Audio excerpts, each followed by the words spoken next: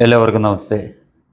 നമ്മുടെ രാജ്യത്തിൻ്റെ സംസ്കാരം സംരക്ഷിക്കുന്നതിനും ഈ രാജ്യത്തെ ഹിന്ദു സമൂഹത്തിന് നേരെയുള്ള മതപരമായ കടന്നാക്രമണം ചെറുക്കുന്നതിനുമായി വളരെയേറെ പ്രയോജനപ്പെടുന്നതാണ് FCRA ചട്ടം. ഇപ്പോൾ കേന്ദ്ര സർക്കാർ കൊണ്ടുവന്ന ഭേദഗതി നമുക്ക് എല്ലാം അറിയാം. ഇതുവരെ കോൺഗ്രസിൻ്റെ ഭരണകാലത്ത് കോൺഗ്രസ് മതപരിവർത്തന ലോബി, അതായത് ക്രിസ്ത്യൻ മുസ്ലിം മതപരിവർത്തന ലോബികൾക്ക് വിദേശത്ത് നിന്ന് സംഭാവന സ്വീകരിച്ചുകൊണ്ട് നമ്മുടെ നാട്ടിലെ ഹിന്ദു സമൂഹത്തിനെ മതപരിവർത്തനം നടത്തി ഹിന്ദു സംസ്കാരം തന്നെ ഇല്ലാതാക്കുക എന്നുള്ള ലക്ഷ്യത്തോടു കൂടിയാണ് ഇതുവരെ പ്രവർത്തിച്ചുകൊണ്ടിരുന്നത്. അത് കോൺഗ്രസിൻ്റെ പിന്തുണയോടുകൂടി തന്നെയാണ് ചെയ്തുകൊണ്ട് എന്നും അവർ ഈ ഹിന്ദു സംസ്കാരത്തിനെതിരായതുകൊണ്ട് അവർ അതിനെ പ്രോത്സാഹിപ്പിച്ചുകൊണ്ടിരുന്നു. അതിനുവേണ്ടിയാണ് വിദേശത്ത് നിന്നുള്ള പണത്തിന് ഒരു നിയന്ത്രണവും നൽകാതെ യഥേഷ്ടം മതപരിവർത്തനത്തിനൊക്കെയായി വിനിയോഗിച്ചുകൊണ്ടിരുന്നത്. അതിൻ്റെ ദൂഷ്യഫലങ്ങൾ നമ്മൾ അനുഭവിച്ചുകൊണ്ടിരിക്കുകയാണ്.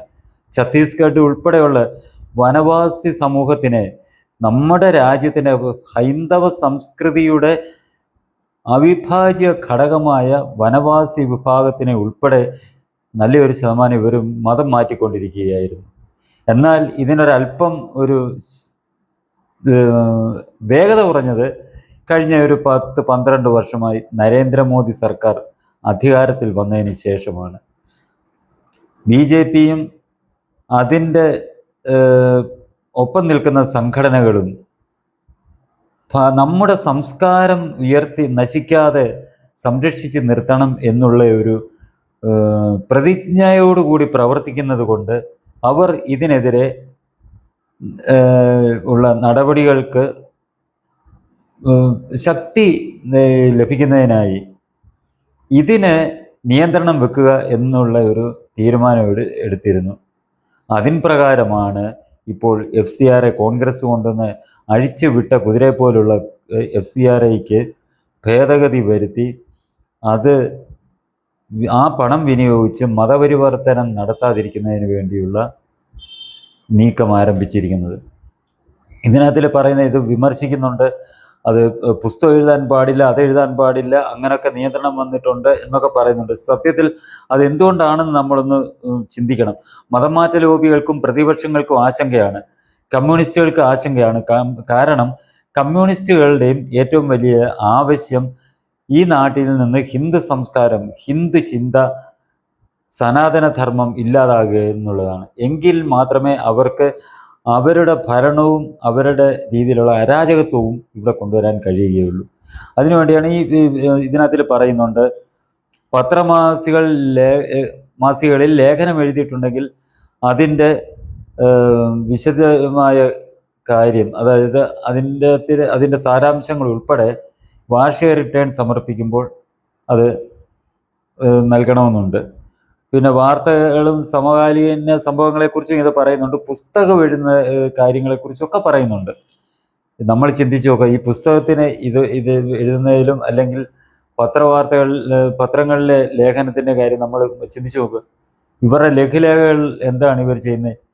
ലോകത്തില്ലാത്ത കള്ളത്തരമെല്ലാം, നട്ടാൽ കുരുക്കാത്ത കള്ളത്തരം, അത് യേശുവിൻ്റെ മധ്യസ്ഥ പ്രാർത്ഥനയിൽ കൂടി പ്രാർത്ഥിച്ച് അതിന് പരിഹാരം കണ്ടെത്തി എന്നൊക്കെയുള്ള വ്യാജ പ്രചരണങ്ങളല്ലേ ഈ പെന്തക്കോസ്തുകാർ ഈ പ്രചരിപ്പിച്ചുകൊണ്ടിരിക്കുന്നത്.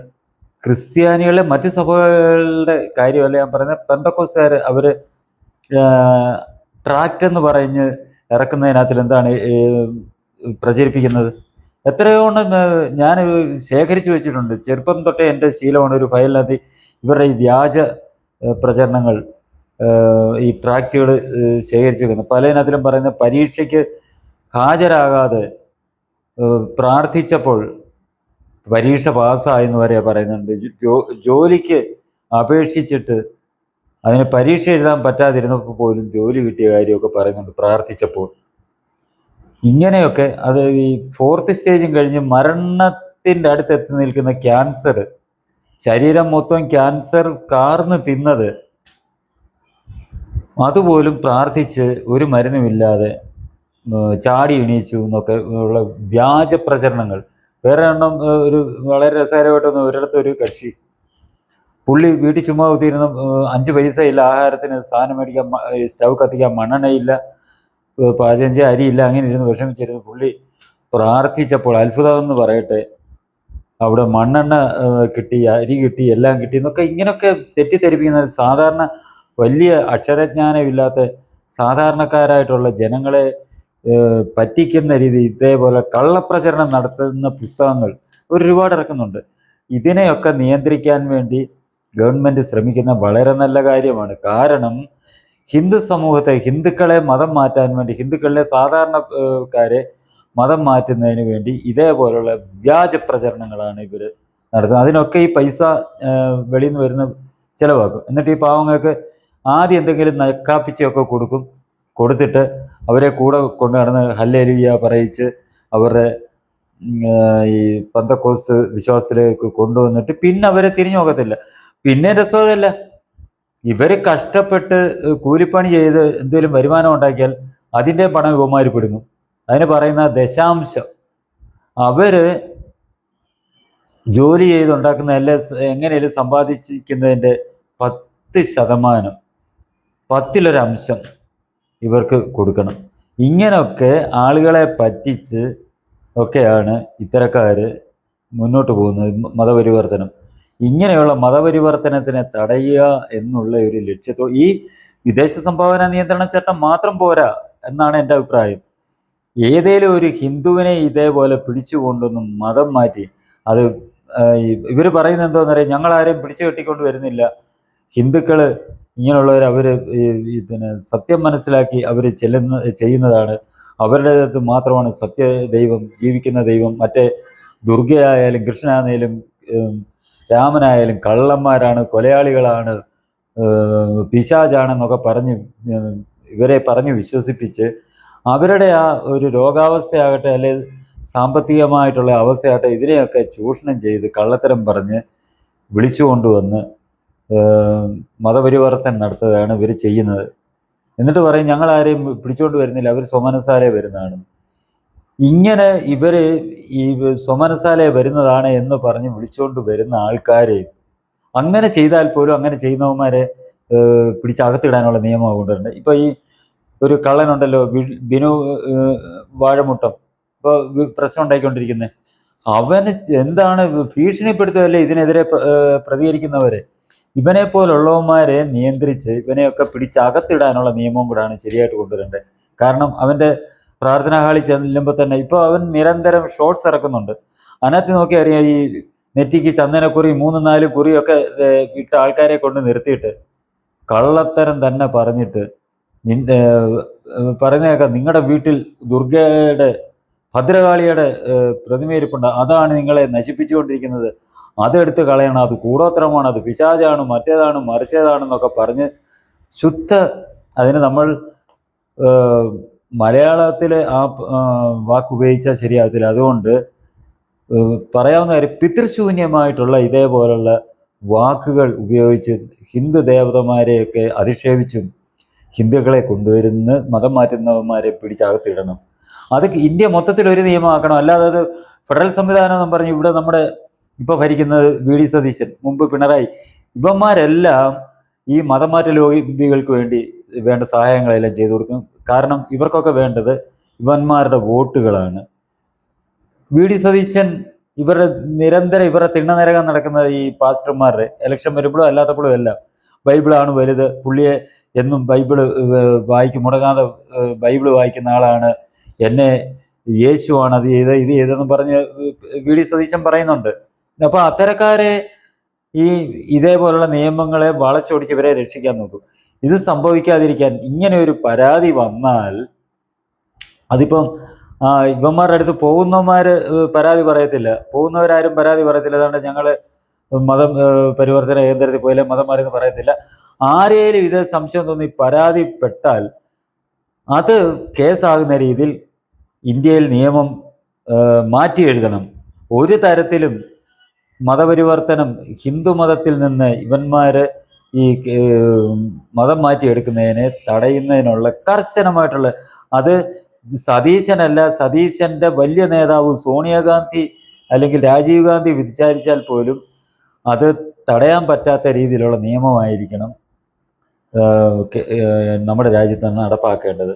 അത് പിണറായി ഭരണത്തിൽ വന്നാലും സതീശൻ ഭരണത്തിൽ വന്നാലും അത് പിന്നെ മറികടക്കാൻ പറ്റുന്ന രീതിയിലുള്ള നിയമമല്ലാതെ ഇന്ത്യ മൊത്തത്തിൽ ഒരേ രീതിയിൽ ബാധകമാകുന്ന രീതിയിൽ തന്നെ ഈ മതപരിമാറ്റ ലോബികളെ ആമത്തിലിടുന്ന രീതിയിൽ ജയിലിൽ അടയ്ക്കുന്ന രീതിയിലുള്ള നിയമമാണ് വേണ്ടത്. ഇപ്പൊ തന്നെ അറിയാം ഇവന്റെ കാര്യം. ഇവന് നേരത്തെ കോവിഡ് സമയത്ത് ഇവനെ ഒരു കള്ളക്കേസിൽ കുടുക്കി ഒരാളിനെ ജയിലിൽ അടച്ചിട്ട്, ബിനുവിന്റെ കാര്യമാണ് പറയുന്നത്, ബിനു വാഴമുട്ടം. അവന്റെ പണത്തിന്റെ സ്വാധീനം ഒന്ന് ആലോചിച്ച് നോക്കുക. ആ ജയിൽ സൂപ്രണ്ടിന് അവിടെ ആർക്കും കയറാൻ അനുവാദമില്ലാത്തടത്ത് ഇവൻ ആ ജയിലിൽ, കൊട്ടാരക്കര മറ്റോ ജയിലിൽ പോയി എന്ന് പറഞ്ഞാൽ ഇവന്റെ സ്വാധീനം ഒന്ന് ആലോചിച്ച് നോക്കുക. ഇവൻ ഈ പണം, ഇവന്റെ കയ്യിൽ കൂടി വരുന്ന പണം ഏതൊക്കെ രീതിയിലാണ് സ്വാധീനിക്കുന്നതെന്ന് നോക്കുക. വി ഡി സതീശൻ ഉൾപ്പെടെ ഇവനെ പിന്തുണയ്ക്കുന്നതിന്റെ പിന്നിലും ഇത് തന്നെയാണ് കാര്യം. അതിനെ നമുക്കൊന്നും പറയാത്തില്ല. നേരിട്ടൊന്നും പണമൊന്നും ഇവര് ആരെയും കാണുക മേടിക്കത്തില്ല. ഇവൻ ഈ വി ഡി സതീശൻ ഉൾപ്പെടെ ഉള്ളവർക്ക്, പിണറായി ഉൾപ്പെടെയുള്ളവർക്ക് നേരിട്ട് കൊണ്ട് കൊടുക്കത്തില്ല. മറ്റു രീതിയിൽ ഇവർക്ക് സാമ്പത്തികമായിട്ട് ചിലവാക്കി തന്നെയാണ് ഇവരുടെ എല്ലാം പിന്തുണ നേരുന്നത്. പാർട്ടി ഫണ്ട് കൊടുത്താൽ മതിയല്ലോ, പാർട്ടി ഫണ്ടിനാണെന്നും പറഞ്ഞ് ഇവരുടെ കയ്യിൽ കൊടുത്താലും മതിയല്ലോ. ഇങ്ങനെയൊക്കെ സ്വാധീനിച്ച്, ഭരണക്കാരെ സ്വാധീനിച്ച് നമ്മുടെ രാജ്യത്ത് മതപരിവർത്തന ലോബി തഴച്ചു വളരുന്നതിനെ നുള്ളിക്കളയുന്ന രീതിയിലുള്ള നിയമമാണ് വേണ്ടത്. ഒരു ഹിന്ദുവിനെ അങ്ങനെ മതം മാറ്റി നമ്മുടെ സംസ്കാരത്തിന്, രാജ്യത്തിൻ്റെ സംസ്കാരം ഇല്ലാതാക്കാൻ ഉള്ള ശ്രമത്തെ നമ്മൾ തടയുക. നിലവിലുള്ള ക്രിസ്ത്യാനികൾ ഒരു മതം മാറാതെ പാരമ്പര്യമായിട്ട്, പരമ്പരാഗതമായിട്ട് ക്രിസ്ത്യാനികളായിട്ട് ജീവിച്ചു വരുന്നവർ അവരുടെ മതം പിന്തുടർന്നു പോട്ടെ, നമുക്കത് എതിർപ്പില്ല. ഒരു നിശ്ചിത കാലയളവ് തന്നെ വെക്കണം.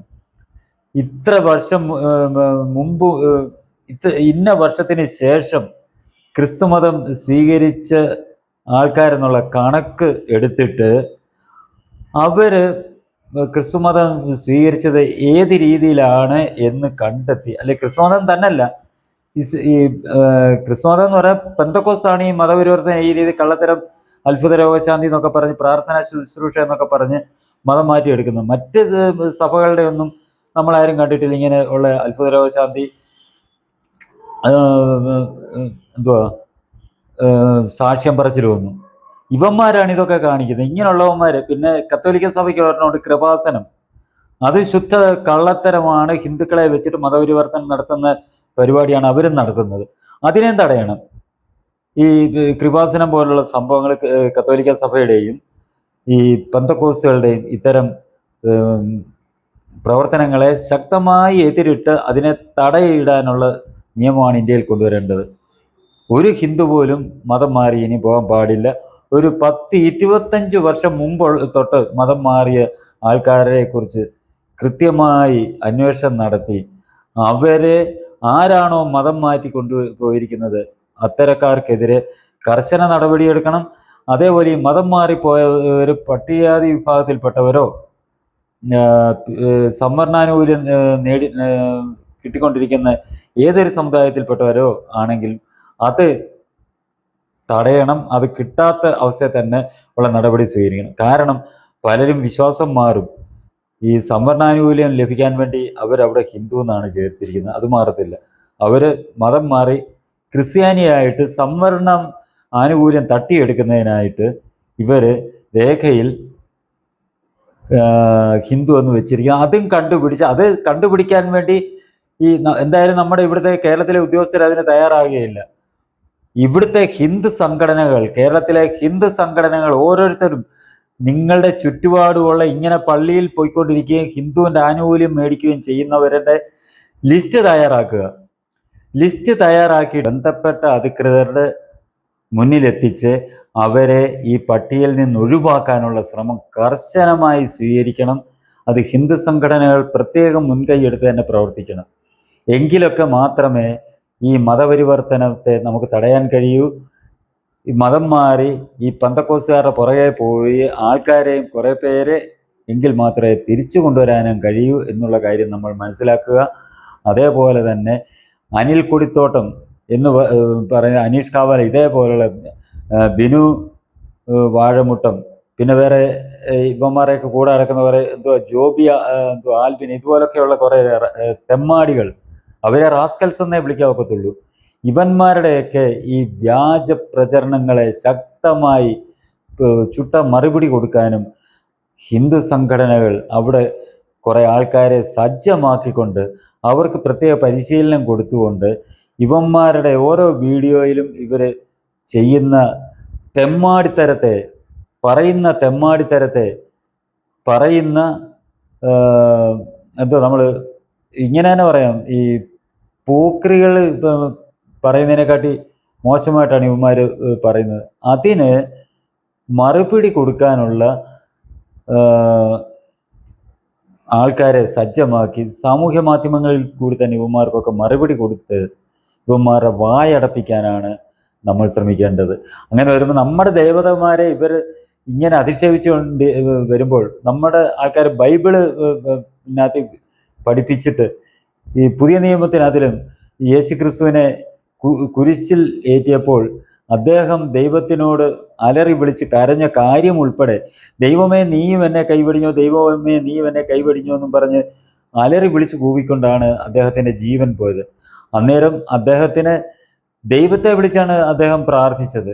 ഇതേപോലുള്ള കാര്യങ്ങളൊക്കെ നമ്മുടെ ജനങ്ങളിൽ എത്തിച്ചു കൊടുക്കുന്നത് മതം മാറാൻ ചാടി നിൽക്കുന്ന, അതേപോലെ മഴവില്ലിൻ്റെ കഥയും ബൈബിളിൽ പറഞ്ഞിരിക്കുന്ന മഴവില്ല്, അതായത് ഇവരുടെ ദൈവത്തിന് ഒരാളിന് കൊടുത്ത വാക്ക് മറന്നു പോകാതിരിക്കാൻ അടയാളം വെച്ച മഴവില്ലിൻ്റെ കഥയും, അതേപോലെ ഏദൻ തോട്ടത്തിൽ ഈ കനി ഭക്ഷിച്ചു കഴിഞ്ഞപ്പോൾ ആദവും ഹവ്വയും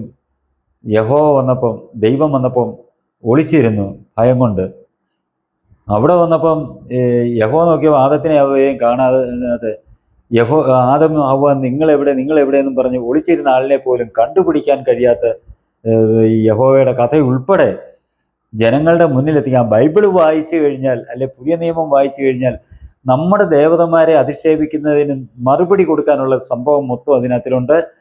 അത് നമ്മളാണെന്നുണ്ടെങ്കിൽ നമ്മുടെ ജനങ്ങൾക്ക് മുന്നിൽ എത്തിക്കാൻ ഇവന്മാരിതേപോലെ കാണിക്കുമ്പോൾ നമ്മളും അതേ നാണയത്തിൽ തന്നെ തിരിച്ച് കൊടുക്കണം. ഈ ബൈബിളിൻ്റെ ഒന്നും വിവർത്തനം ഒന്നും മേടിച്ച് വായിക്കാതെ കഴിയുന്നതാണ്. ഇത് ഒരു ബൈബിളാണ്, ഹോളി ബൈബിൾ, അമേരിക്കയിൽ പ്രസിദ്ധീകരിച്ച് ഇതിനകത്ത് ഒരു ഇവന്മാർ വിവർത്തനം നടത്തി ഒരു മാറ്റവും വരുത്തിയിട്ടുള്ളതല്ല. ഇതേപോലുള്ള ഒറിജിനൽ ഹോളി ബൈബിള് നമ്മൾ പഠിച്ചാൽ ഇതിനകത്തിൽ നമ്മൾക്ക് ഇവർക്ക് കൊടുക്കാനുള്ള മറുപടി മൊത്തം നമ്മൾക്ക് ഇതിനകത്ത് കിട്ടും. ഈ സാധനം കിട്ടുമെന്നുണ്ടെങ്കിൽ ഇവിടെ നേരും വരുത്തിയിട്ട് അത് നമ്മൾ മനസ്സിലാക്കി പഠിക്കുക.